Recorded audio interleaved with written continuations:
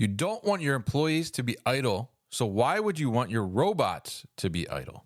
Zebra Technologies is addressing idle robots by bringing their latest solution to the market, which requires 30% fewer robots, resulting in increased asset utilization and a cost-effective entry to automation for your fulfillment operations. The Zebra Symmetry fulfillment ecosystem is bringing you balanced utilization, more cubic capacity, and optimized pick paths so you can operate at peak performance. Want to take your fulfillment operation to the next level? Learn more at zebra.com or click the link in the show notes.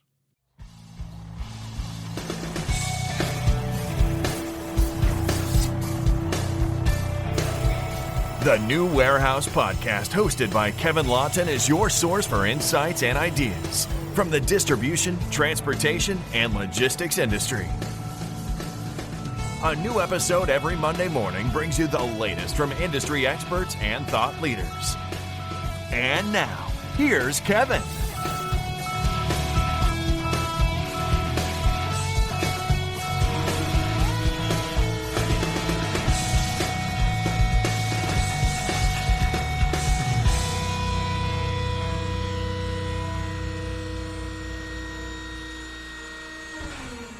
Hey, it's Kevin with the New Warehouse Podcast, bringing you a new episode today. And on today's episode, I am going to be joined by two guests. I'm going to be joined by Christoph Buchmann, who is the Managing Director at iAutomate, and also TJ Fanning, who's VP of Sales over at Kardex. And we are going to learn a little bit more about iAutomate today, which is Christoph's company, and we're going to hear from the solution provider side as well, as iAutomate is a tool that not only both the solution provider but also the end user are utilizing.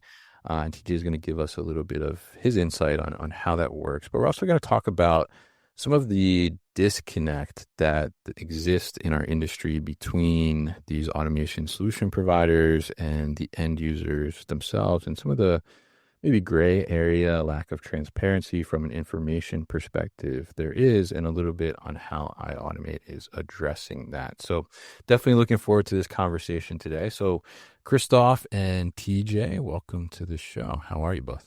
Doing well. Thanks for having me on. Yeah, thanks for having us. Definitely happy to get you guys on. TJ, I know you're an alumni of the show. Christoph, first time. So welcome back to TJ, and great to get you here as well, Christoph. So we talk a little bit about iAutomate today, but let's kind of get an understanding, Christoph, first, of a little bit of your background in the automation space and kind of the gap you saw in the market that led to the creation of iAutomate. Yeah, sure. Happy to expand a bit on that. Yeah, I've been in the industry all my professional career. Right out of university, went into intralogistics, supply chain, started in Europe back in the day with SSI Schaefer, actually. It was great. I started in applications engineering, so I really had a couple of years of very valuable training in being exposed to the technical side of things, how you design a warehouse, learning the ins and outs of warehouse automation. And over the years, I've been exposed to different markets, the European, South American market. For a decade now, I've been in Canada, so the North American market is really closer to home right now. A lot of exposure, working a lot with US clients, Canadian clients as well, mainly US clients, and been with different companies in different roles. Sales is really, I think, my passion or my background, business development. And yeah, I'm happy I ended up in this industry. I think it's an incredible time to be in supply chain right now with all the transformation going on. So that's me in a nutshell, basically. All right, awesome. And we'll dive into a little bit of iAutomate in a minute here, but let's also hear from TJ here as well. Tell us a little bit about your position and Kardex too as well. Yeah, for sure. So thanks for having us. And just as Christoph said, I feel like once you're in the industry, you can never get out. Or maybe that's my quote. He's not so sure, right? But I started in operations with Walmart Logistics, and then spent years both in full case handling, mixed case palletizing, grocery automation, plus auto store, dense storage, fulfillment. And currently I'm with Kardex and really focused on what we call our Kardex Solutions Group, which is the fastest auto store provider globally. So excited to talk a little bit about how we're leveraging iAutomate to provide some more transparency to the entire industry, which has really been a passion of mine that I'm super supportive of why I'm regularly on the New Warehouse podcast is you need more and more of this information to be able to dissect going to a trade show and just seeing thousands of booths and being overwhelmed by information. Let's actually provide real transparency to the market. Yeah, absolutely. I think, to both your points there, I mean, the market is, it's certainly exciting, right? As Christoph said there, that, there's so much happening and so many different interesting things, innovative things happening too as well. But then, to your point, TJ, like, I mean, it's flooded with options, right? If you're a end user, you could walk into a ProMat or Modex and your head will spin a little bit, like, what's the right way to go? And, shiny object here, shiny object there. Is that even the right thing for me? So I think, Christoph, you're trying to, help with some of that transparency as well. So tell us a little bit about iAutomate and what you're trying to accomplish with that. Yeah, absolutely. And to take a step back maybe to where or how this all started. So Sure. I did found and I launched iAutomate now, and my passion and both, some of what TJ was saying, bringing transparency to the market or making access to warehouse information, warehouse solutions, making it more accessible. That's really what drives me. But through my career, at SSI Schaefer or at Dematic or, last even over robotics, I was always in a customer facing sales role where just the nature of it is you get a lot of leads and you got to work through these leads and kind of filter out the high probability from the low probability ones. But the initial effort is always the same. And very often the question was, what does automation cost? Which we'll probably get into that, but it's very difficult to answer. But then again, that was the challenge. It shouldn't be that hard to answer. And just the time that it consumed nurturing a lead and developing it past that initial bump where you can say, okay, this is worth pursuing, or it's just not of high value, that the customer doesn't have the budget, it needs more nurturing, more education. It could be a million reasons why that lead just doesn't make it to the next step. It was time consuming. And the more I was, especially in the bigger organizations, just the headcount that gets involved, you register the lead, you talk to the customer, you get an engineer assigned. You do quite a lot of work just to get a simple, what is often called a ROM, a rough order magnitude quote. It's really the first thing that you start talking about with the customer, or the first thing they want. Just to get that done was time and resource consuming and cost money. And at the end of the day, you work 40 hours a week. If you lost 20 hours of that due to leads that didn't go anywhere, well, that's not a very efficient use of your time. Right. And everyone was in the same boat. The solution providers wanted to focus on more high value leads, and the customers also, they wanted a quick answer to an initial question. Should I be looking at automation, and what does that even cost? As generic as that might be. Born out of that, at times frustration, at times I just thought, we're working in automation, yet no one's figured out how to automate or accelerate this process. I kind of felt compelled to start building my own tools, and many companies have these configurated tools to do a quick ROM. It's not a secret, but I don't think people are leveraging them to the extent that they could. And really just to reduce the time I spend lost on leads that are not going anywhere, and to increase the time I'm spending on leads that are going to go somewhere.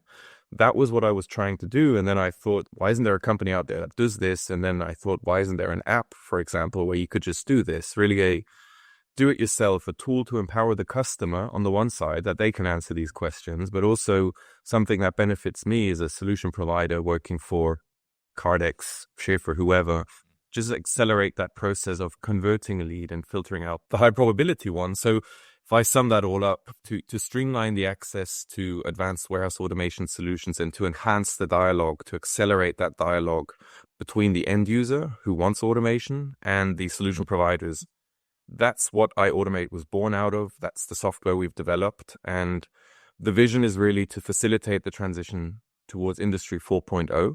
It's a big buzzword that's been thrown around, but as I said, we're actually in very exciting times for our industry. We're going through a huge transformation. Things like, AI, data analytics, robotic capabilities. I think there's been huge advancements in the last 10 years if you look at warehouse automation at large. Right. but also the challenges companies are facing. Why is it such a hot topic? Why is the need to automate so much more important? Well, labor challenges, cost of real estate rising, all these problems need solutions. And the best way to contribute to that transformation is to provide tools, practical, tangible tools that bring those who need automation together with those that can provide it. So as you can see, there was, selfishly a need that's how I developed this. I was frustrated with the time that was being lost. I also wasn't serving the customer. Sometimes the customer just wants to know it's $10 million. Well, I have a budget of $100,000. So you help that customer by understanding, don't waste your time on it. So it's a win-win situation. And how do you put that in a nice, easy to use tool, something as simple as an app? Really, that's the background of iAutomate, and that's what I set out to do. Yeah. I think that's great, and I love too that it was something that you were just trying to solve for yourself, and then you start to realize like, a lot of other people probably having this problem too as well. Yeah, very common. I think if you ask the 20 biggest solution providers, they'll probably all agree that this is a challenge.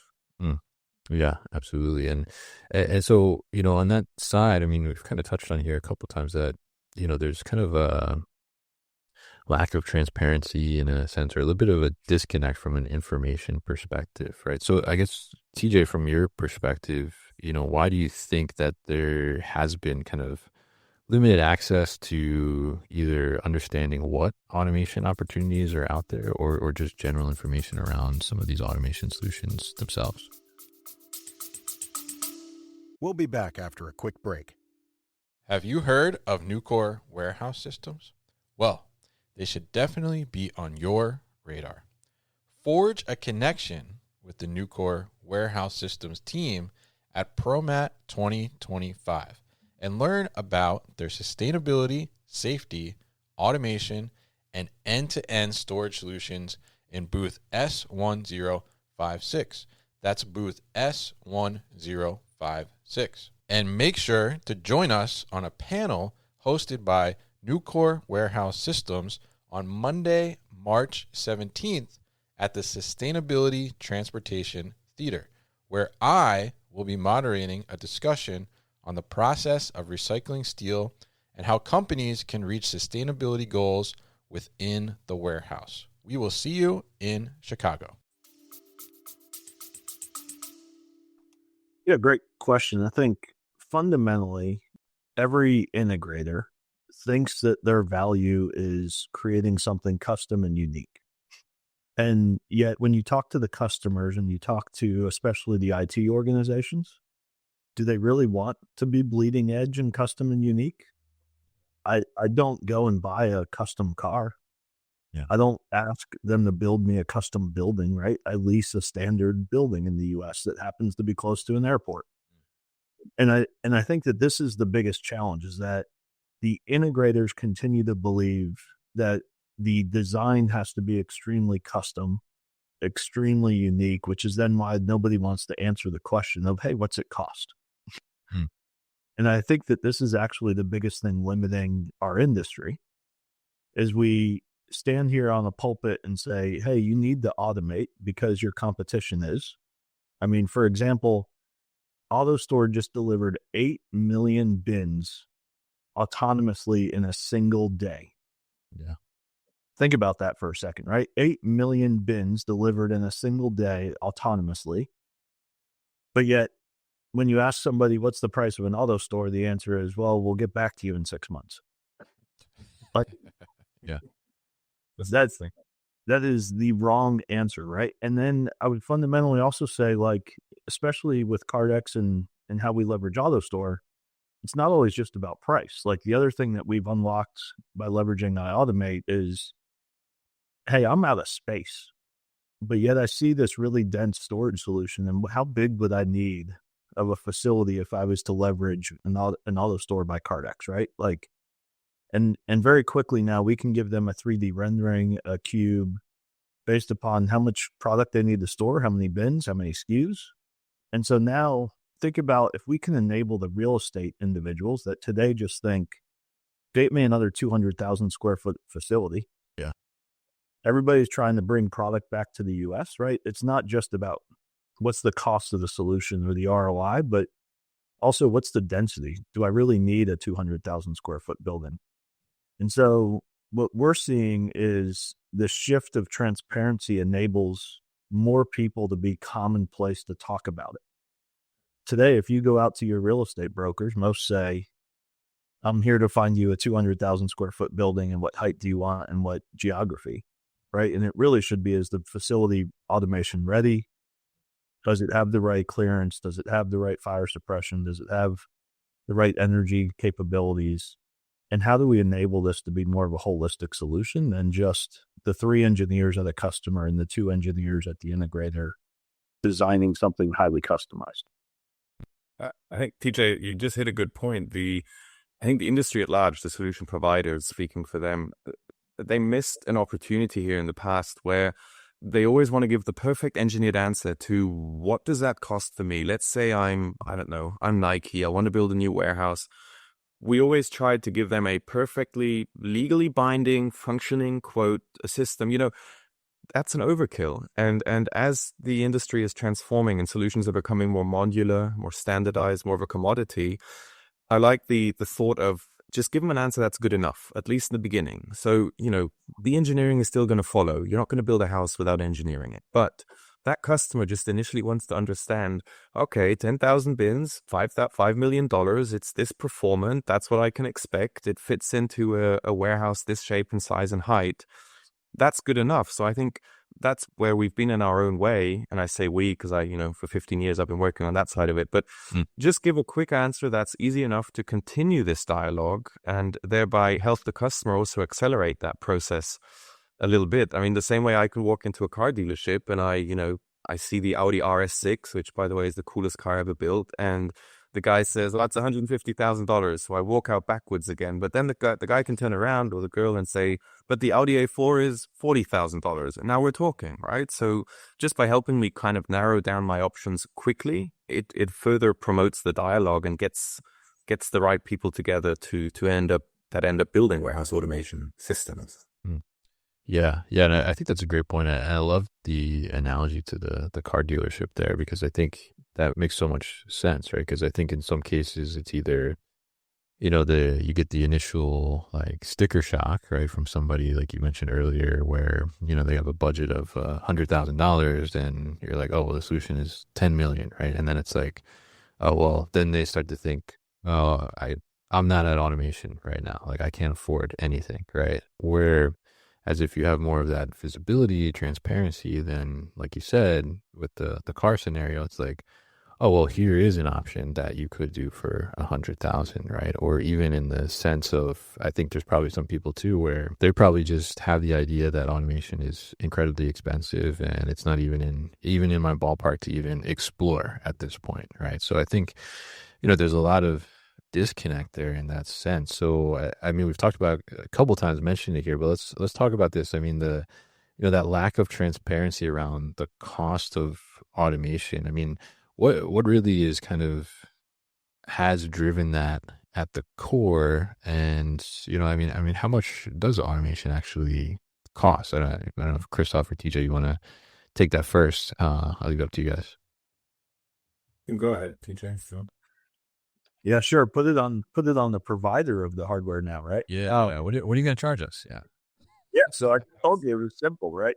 It's actually a great question, right? So I recently had roughly 40 people in our office in Cincinnati, and I asked this question to them because it frustrates me every time, right? So the market, if I go out there and I look at YouTube and I key in AutoStore, the most likely stuff that pops up are the biggest systems. And so then immediately you think, if you're somebody with 10,000 bins or 30,000 bins, oh, well, this probably isn't for me. And the reality is like 90% of the AutoStore installations are in this like 15,000, 25,000 bin solution set. And so why do we have this massive disconnect, right? And the reality is, to Christoph's point, most of the time, integrators are spending so much time and effort on just the qualification of an opportunity that they disqualify the smaller things, because nobody pays for a lot of that qualification, right? It's all a cost of sales. And so when I asked the group in the audience here today in Cincinnati what they thought an AutoStore cost, the number I got back regularly was $10 to $15 million. And the reality is that regularly we see auto stores in 2.5 million, 4 million, 5 million. Yes, of course, there's some big ones in the 10, 15, 20 million, right? But regularly the solution sets are well under 5 million. And we're even doing things where organizations are leasing equipment now and bringing monthly payments down under $75,000 a month, right? And so day one ROI, when you think about just the savings from an OpEx standpoint, the labor savings, the space savings, combine it with a lease arrangement, and all of a sudden you can have day one ROI and completely eliminate this $3-4 million of capital that today the market might think is actually 10. And so the really powerful thing that we've identified with iAutomate is because we've simplified and accelerated the design, concepting, high-level budgets. Very quickly now, our customers are also becoming their own engineers. They can actually leverage, hey, if I adjust that now to 10,000 bins instead of 25, what's that do for price, right? So I'll flip it and say to the entire audience of New Warehouse Podcast, think for a second. If I said, put 25,000 bins into an auto store, and what do you think the square footage is? And I'll say that the building's 26 foot clear, right? 25,000 bins, 600 by 400 bins roughly. Just think about that, right? And what's the square footage required? Very quickly now, using the tool set, you can see it's 6,800 square feet. Where else do you find that information, right? Normally to get there, 3 months. Sign an NDA, review your documentation, your data set, go expose a bunch of files out of your ERP or your WMS. But very quickly now you can assess, does this actually fit in my building? What's the density that I can save? And now we're both aligned of, hey, does this make sense or not? And to Christoph's point, maybe auto store is not the right solution. Maybe it's a vertical lift module, a carousel, a shuttle, right? But how much time do you take just to decipher down to these are the 3 types of technologies I should go look at? Interesting. Yeah. What do you think there, Christoph? What are your thoughts on the pricing conversation? Yeah, definitely agree. Actually, I was just the thought immediately popped in my head when TJ was explaining that an auto store doesn't have to be that expensive. It can be $1 million. In fact, that's one of the things of this transformation we're seeing. Automation is becoming affordable, more accessible for even smaller companies. You can start with way smaller entry-level solutions and scale them by being able to say, well, it's actually only that much very quickly, and you could even potentially lease it. You're opening the door for so many more customers to leverage automation than what 20 years ago would have been your typical automation customer. So you're broadening the profile of people who can benefit from automation. And the way to do that is to make the access to these critical initial questions, what does it cost? How big is it? To make that fast and easy. So empowering the customer creates a win-win situation. It grows a bigger market for the solution providers, but you're also putting the tools into the customer's hand to do it yourself. And we're seeing that in so many other areas. I mean, there's not a car manufacturer where you can't on the website configure your own car, right? It's just a given. Well, why aren't we doing that in the automation space? And that kind of ties into your question. So why has there been a lack of transparency? And I think one way to look at it is going back to the origins. Warehouse automation systems have in the past been custom designed, complex, custom tailored solutions. You can't really put a price off the shelf. You can't just fire from the hip and say, what does a customized solution cost? And if you look at the warehouses from the 90s and the 2000s, they were in many cases very unique and customer-centric, customer-tailored. But what we're seeing now is this transformation to commodities. They're becoming out-of-the-box solutions. So this whole process to engage with a solution provider, get on a sales call, have them tell you what data you need. Now you spend 3 days pissing your IT team off because you want all this data that they don't have. Now you're getting back to the solution provider. By the time they give you a ROM, maybe 2 weeks have passed, maybe more, maybe 4 weeks, all depending. And you haven't really achieved anything yet. And I think, because these solutions are now becoming more commoditized, standardized, it's a lot easier to say, well, your system is this big and will cost that much. And therefore, you're having this more meaningful conversation a lot faster of, I think I could use automation. And AutoStore is just fantastic to bring up in that context because they are really the pioneers in driving this transformation towards standardized, commoditized, modular process. The words modular and scalable have been abused. The amount of times I've used them myself, I'll be honest, everything's modular and scalable. Yeah. Is it truly? I think AutoStore is one of the greatest examples out there of a truly modular and scalable solution, and one of the pioneers in making this an out-of-the-box solution. I think they even took it to the extent where PO, the company belongs to them, you could buy these out-of-the-box kind of, just buy it right off of the internet type solution. And that's unheard of. That is awesome stuff. And that allows to now become a lot more transparent. And I think the other challenge, just traditionally, why this it's not been easy to get a price, is solution providers have been afraid to give a number that's then out there and be on the hook for it. And I think that narrative has to change a bit. You're not on the hook for it just because I told you it's 10 million. There's 10 ways we could reiterate this layout, and it could change every time you give me new data. But I also shouldn't be afraid to tell you, well, an Audi A6 will cost 40 to 60,000 depending on your configuration. You should be able to ballpark it with confidence. So I think those are some of the changes we've seen in the last 10, 15 years. Yes, there's this standardization, but part of what we have seen is that iAutomate enables us to do some things that historically you would have had 3 other people go review it. So everything that Christoph describes is correct, right? So I have a global customer and they say, what's it cost for this? And if you think about it, the cost is different depending on the region. It's not just AutoStore. It's, well, what's the height of the building, right? Because the height of the building changes the system layout and the size and things of this nature. And so the thing that's really unique is in all my years of experience, and you talk to the 3PLs, they struggle with this as well. Like a customer comes to you and says, hey, get me a solution in a ballpark for a price. Yeah.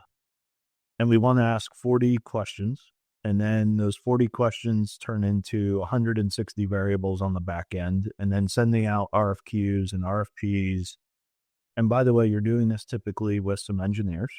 And so they're not cheap resources. The complexity continues to ratchet up, and then you have 3 people that want to review the price before it goes out to make sure that we don't have a miss. Because that engineer's only been working with that technology for 6 months or even less, right? And so what we've done with iAutomate is, without exaggeration, 8 questions, but by 8 questions from the user, enables me to have somewhere in the neighborhood of 200 plus variables on the back end to define an accurate price, no matter where in the globe you want to go install this solution set. And that's really powerful, right? I no longer am worried about, well, did they get an RFQ from a vendor that actually knows how to install in California, or seismic conditions, or, right? Like all these exception cases we've actually built in to get fairly accurate proposals and designs. And this is, for me, the most exciting and powerful thing is now I've enabled my own resources. I can enable 3PLs to come to our Store X calculator powered by iAutomate, generate an accurate pricing based upon the geography of the system, right? The location, and we will stand behind those numbers. And so it's not just, hey, I opened this book and I saw a bin is $19.50. Yeah. Well, what's the transportation cost of that bin? Where was the bin produced, right? Like, we've actually got it down to a science thanks to some of the power of iAutomate to drive locations into it, seismic conditions, installers, right? Like, what's the resin index this month? What's the currency exchange rate? These things can all be automated, which historically have been manual Excel spreadsheets, and then you're worried about who updated it and when. And that's really what's happening in the industry, right? We'll be back after a quick break. Are you looking to grow sales this year? Strategic Marketing Communications can help you do that. For more than a decade, Master Plans Communications, Marketing, and PR has been building awareness and creating demand for material handling companies. MPC offers strategic marketing and PR planning, media relations, video productions, photography, websites, digital marketing, social media, and more. Connect with MPC at masterplancommunications.com and on LinkedIn. Yeah. I think that's really interesting to hear from that perspective, and I think it's it's pretty funny you're saying there, that this stuff has been manually updated in a spreadsheet to support automation solutions, right?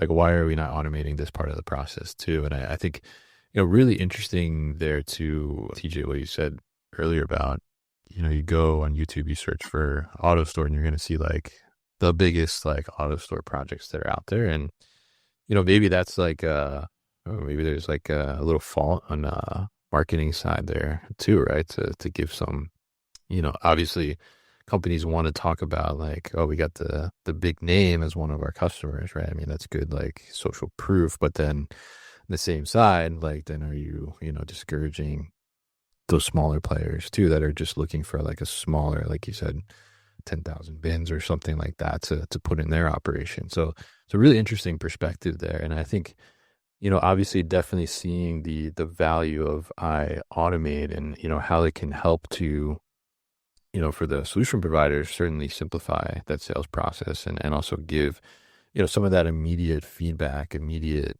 questions that, I'm sure most end users have right away. But as you guys both pointed out, maybe might not even get those answers until like 3 months later, right? And then, you have the back and forth and that data collection you mentioned in there. And, sometimes, I'm sure you guys have experienced this on the sales side, like by the time that all gets together and things, I'm sure you've had some times where people are like, well, actually, in the last month or two since we've been trying to get this together, like, why our priorities shifted, right? We'll have to come back and look at this later, right?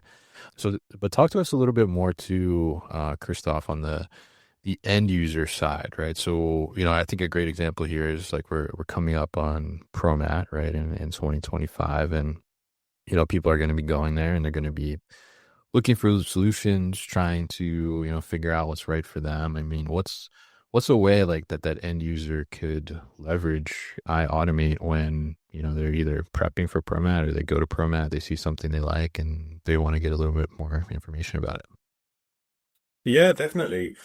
Yeah, I think the conversation here has been so far a lot around how it works as a sales accelerator tool. That's one part of it and an important part. The other one is really how it works as a solution validation tool. So, the one side is working with customers like TJ and Kardex to accelerate sales. But the other thing is we designed iAutomate with the customer in mind, empowering the customer, right? It's really all about giving them access to this type of information that has traditionally been a bit harder to find.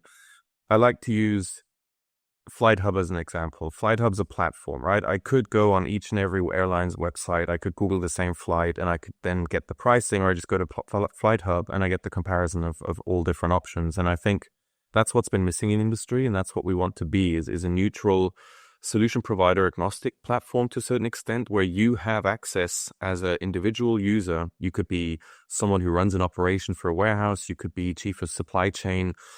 Anyone who's interested in qualifying an opportunity for warehouse automation can access iAutomate and can educate themselves, can get some really high quality data, like what does that solution actually cost, and can then further develop the business case to get the approval and necessary internal support and funding to actually further drive this.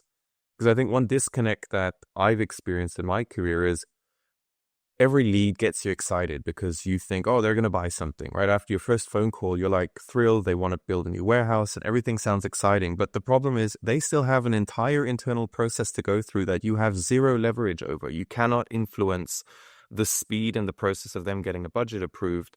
So by empowering the end user to build a business case initially, to build it themselves, it creates a win-win situation, and it's really it all comes back to empowering the end user. So if you are working for DHL or any other big organization looking at automation actively or passively, or you're in the early stages of doing so, prior to going to ProMat, you can use iAutomate as a solution validation tool. You can have a general idea of what various different technologies and solutions look like, what they cost. And you're in a much more prepared position to then actually go to the market and talk to the experts behind it. Because again, we're the middleman. We're trying to accelerate this dialogue a bit to connect the companies like Kardex and those who need Kardex So there's a practical way how you can leverage the software to educate and empower yourself to be in a stronger position to pursue the opportunity of warehouse automation. Interesting. Yeah. Yeah. And I think that's a great tool to be able to utilize, like you said, to, not only just any time of the year, but especially like when you're gearing up to go see like what's the latest, and, figure out whether it's beforehand or even like on site or after you see something new, and think about like, oh, is this even really viable for me to look at? And it kind of takes away some of that lack of transparency that we were talking about before. What do you think on that side, TJ, for the end user perspective, and how they can kind of leverage iAutomate to validate some of these solutions? Yeah, I mean, I feel terrible for end users in our market right now. That's terrible to say, right? But like, guys, I've sat in these trade shows, and you go and grab lunch, and all you hear about it is, oh my God, I'm overwhelmed. I have no idea what to do, right? Yeah. And so I put myself in their shoes. There are 1,165 exhibitors at the show planned. If you spend 5 minutes at each, that means 97 hours just to look at their booth and understand, is it possible or not, right? And so I like to tell a funny story that I had an auto store behind me like 7-8 years ago. Of course, it's at a trade show, so it's not full size, right? It was like 8 foot tall, had clear siding so everybody could see exactly how it works. And this end user came up to me and said, man, I need to buy this right now. And I said, oh, what business are you in? And they were in lobsters, right? They thought that you could fill it with water and then have the bins bring lobster to the picker, right? And like, this is fundamentally the challenge space, is that we build something custom for a trade show to gain market visibility, et cetera, because we know you can't go walk 90 hours in 4 days at the event, right? And so now we're actually not even showing you the real solution in most cases. We're showing you some like smaller, simplified version, because, by the way, the trade show likes to charge us a lot of money to come in and set it up. And so you don't even get to see the real solution. You're expected to somehow walk the show and come back to your executive team with great ideas of what you should go do to change your network. That's a really hard problem, right? And so then you say, oh, well, prepare for it. Go to the ProMat website ahead of time and search for what you want, right? And we put them in categories. And so this way you don't have to visit 1,165 vendors. And so we have categories like automated guided vehicles and automated fork trucks. They are 2 separate categories. Sound to me like they do the same thing. Oh, and then we have AMRs. They sound like the same thing. Yeah. Yes, they have different ways to navigate, blah, blah, blah, right? Like, the end user doesn't care. The end user says, I have this many operators. I have this much square footage. I'm processing this many orders. This is what iAutomate's leveraging to then help you narrow down who you should talk to and whether or not the solution has payback. That's really powerful for an end user. Now I can take my 2-day visit to ProMat and really leverage it to go visit the 6, 8, 10 solutions that may fit, and really spend an hour with each of them to understand the intricacies of, no, it doesn't work in salt water. No, I can't do any auto resort or lobsters, right? But this is like, fundamentally, this is how hard it is for an end user, right? Like, what is real? And then it's so overwhelming across multiple buildings, and we don't speak the same language for our end users. And that's what we need to do. How many pieces of product, how many SKUs are you storing? How many orders do you process a day, right? If we speak their language, we can add so much more value so much faster. And that's what we've really tried to bring to the market by combining iAutomate with the Kardex Solutions Group. I agree. TJ, the amount of times you stand at the booth as a vendor and you have that awkward moment where there's a customer or a group of customers looking at your booth, and you're obliged to go there and start the sales conversation, but you just really don't know, they might not be interested, or they might be the completely wrong profile. You have no idea, right? But you somehow got to get into this. What if they would come prepared with a good understanding of what they're looking for? They're at your booth for the right reasons. Like TJ said, they know why they went to the Kardex booth, because they already informed themselves that AutoStore is a good solution. And by the way, they have an understanding of how big and performant it should be. It's a game changer. The conversation has a whole different value. And that's where really you're adding value to this customer's time, which I think at the end of the day is the most important thing. And if you think about it today, a customer going to a trade show might be 5 to 10% educated on the type of reasons, solutions they're going there. If they used iAutomate, they might be 50% further. That's 50% more knowledge, more insight, more general, better understanding of what you're looking for. That's significant, and that only takes you seconds to do. And I think that's where it just adds value to the customer, and at the same time, it also lets you as a solution provider, exhibitor, be of more value to your customers, because nobody wins if you're having a great conversation with someone who wants to put lobsters in an AutoStore bin. It's not going to happen. As cool as the story is, maybe Canadians need that up here, though. Yeah, I think it's interesting, definitely, and I mean, I think that's a great idea for AutoStore to work on the lobster store. I mean, I'll just think about go to a restaurant and you pick your lobster out of an AutoStore. I mean, that's an experience, yeah, for sure.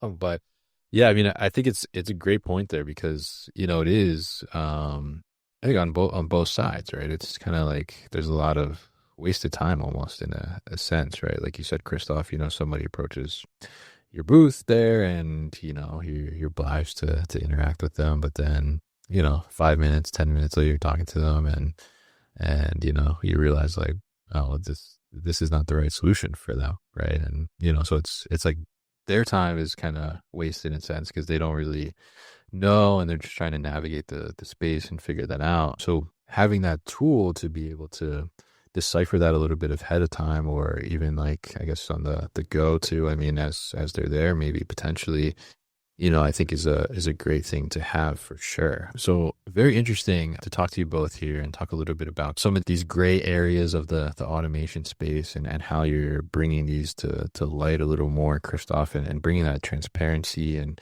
I think making it a win on both sides now, for the solution providers like TJ, and also the end user too, which I think is really important to be able to do, and also empowering that consumer as well. Much as we're empowered in our personal consumer lives, now we're empowered in this automation procurement space as well, which I think is super important. So really appreciate you both coming on. Great conversation today. Christoph and TJ too. I mean, you guys will both be at ProMat there, but Christoph, if people want to use the tool prior to ProMat, or they want to get to know you at ProMat as well, what's the best way to do that? Yeah, visit the website, iAutomate.app, or download the app. It will be available on Google Play Store and Apple. Get in contact with us. We'll be at the show the whole week. Super excited to be there, meet up with anyone. So yeah, contact us through email and visit the website and use the app. It's available to the general public. So again, it's all about empowering the user. We want to make sure that I love using buzzwords, democratize access to warehouse automation information, but the tools are there, they're available, and get in touch. We'll be happy to set up some time during the show. Awesome. And I think you guys will be our booth neighbor right down the thing too, right? So we are. I think we're literally booth neighbors. So strategically pick that. Yes, definitely. Yeah. So you come see us, you go see iAutomate, come see us next. So whichever the case may be. And TJ, what about you? What's the best way to get in touch and learn more about Kardex? Yeah, so of course you can reach out through our website. We will also be at ProMat, so booth in the South Hall 3562. We'd love to have you there. We'll have a full auto store there. We'll have our intuitive pick assist, which combines artificial intelligence with an auto store to maximize accuracy as well as efficiency. We'll have our Store X calculator powered by iAutomate there, so we can do on-the-fly real-world scenarios to give you sizing and price, etc. And of course, feel free to reach out to me if anybody wants to continue the conversation or ask about lobsters. I do like lobster. I just got back from Boston. So feel free to reach out, LinkedIn, everywhere, right? And I'm sure we'll be back in another new warehouse podcast in the near future. Definitely. And appreciate all that information. And yeah, we'll see TJ on the next episode of Lobster Talk as well, which is the new podcast coming out next year. And so definitely appreciate you guys joining me today. And we'll put all that information at thenewwarehouse.com so people can easily find it, and also in the show notes here as well, wherever you're watching or listening. So Christoph and TJ, thank you very much for your time today.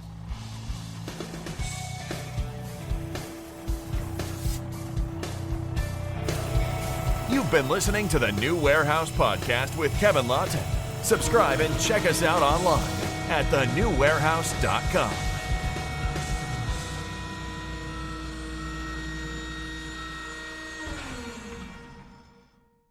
Enjoyed this episode? Make sure you are subscribed to the podcast, and for more content from the New Warehouse, find us on LinkedIn and YouTube. Links to subscribe can be found in the show notes, and for everything The New Warehouse, head to thenewwarehouse.com.